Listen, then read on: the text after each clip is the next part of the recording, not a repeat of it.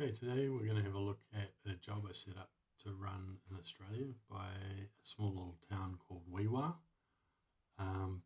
focusing on the cotton crop, because cotton's huge in Australia, so I thought we'd have a look to see what we can see. So I set the job to run once a month, so just go on and we'll check out the results.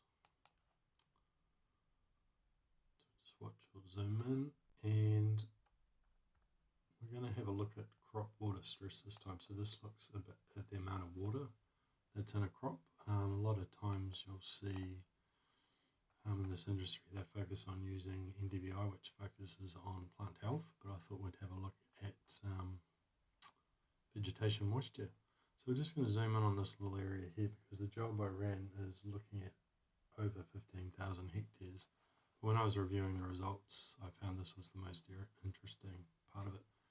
So to interpret this, we look at the blues and the purples as being having more moisture. As we go through the yellows, the greens, the reds, there's less moisture. So if we were to look at this bit here, these four paddocks here would be a lot healthier, whereas the ones up here that are red have got a lot less moisture. So as we click through the dates, we'll just focus on this area here. As you can see, there's a little patch in that paddock that isn't quite have as much moisture as the rest of it.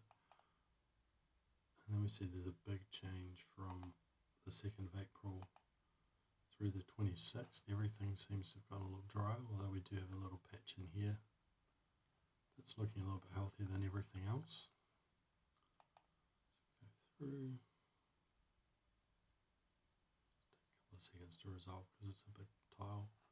But we can see, even though with the resolution that we've got, you'd still quite get a lot of detail, because looking through that paddock, there's quite a transition from not a lot of moisture to the moisture's not as bad.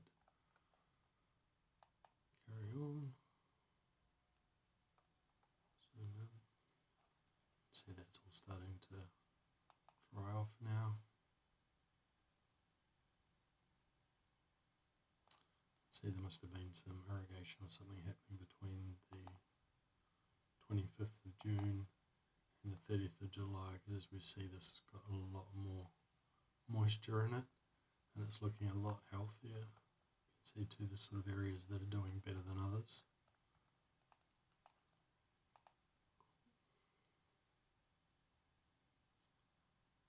And there we go, everything seems to be getting a lot more healthy with a lot more water, although everything around it isn't looking that great.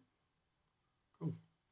So that's what I wanted to show you today, just another way of looking at checking to see how your crops are getting on, and that was using NDMI, which is also known as crop water stress, which looks at change in the moisture content of your crop. If you have any questions, queries, feel free to reach out to us at www.orbica.com or just message me directly. Cheers, have a great day.